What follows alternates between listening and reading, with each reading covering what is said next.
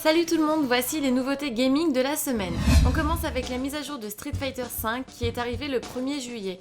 Les joueurs vont enfin pouvoir combattre avec Balrog et Ibuki qui ont subi un petit relooking pour le nouvel opus. Le jeu en profite aussi pour annoncer Urien et Juri qui seront les prochains à venir grossir les rangs. Dévoilé à l'E3 2016, Dragon Ball Xenoverse 2 dévoile sa date de sortie en vidéo. Il est prévu pour le 28 octobre 2016. Dans son nouveau DLC, Call of Duty Black Ops 3 mélange les thèmes. Appelé The Descent, il s'agira d'une mission zombie dans laquelle on retrouvera aussi des robots et des dragons. Le DLC contiendra également 4 nouvelles maps multijoueurs. La collection BioShock a été officialisée et sera disponible pour la modique somme de 50€. On pourra jouer aux 3 opus de la série, dont les anciens qui ont été remasterisés pour l'occasion. Il en va de même pour tous leurs DLC. A noter que ces versions remasterisées seront disponibles gratuitement sur Steam pour ceux qui possèdent déjà les jeux originaux.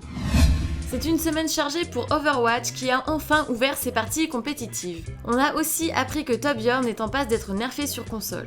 La manette ne permettant pas une aussi grande précision que la souris, les joueurs se sont plaints que les tourelles autoguidées du nain barbu étaient bien trop puissantes. Selon le créateur du jeu, le prochain à devoir passer sur le bio serait Zenyatta, mais il n'a pas précisé sur quel point. Après un spin-off mobile décevant, les jeux Professeur Layton ont annoncé qu'ils reviendraient en force sur console portable avec un 7ème opus. Cela dit, selon l'équipe, le héros subira un changement radical puisqu'il ne s'agira pas de Layton lui-même. Reste à savoir qui sera digne de lui succéder. Le mode le plus complet de Skyrim à ce jour est disponible à partir de ce week-end. Appelé Underworld, il propose une toute nouvelle aventure avec au moins une dizaine d'heures de jeu. A noter qu'il s'agit de la sortie allemande et qu'il va falloir être un petit peu plus patient pour obtenir une version française ou anglaise.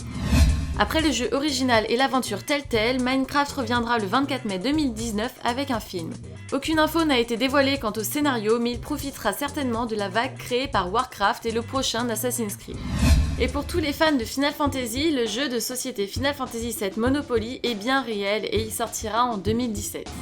Selon son PDG, Nintendo aurait adoré présenter la NX à l'E3, mais il ne l'a pas fait par peur que son concept soit copié.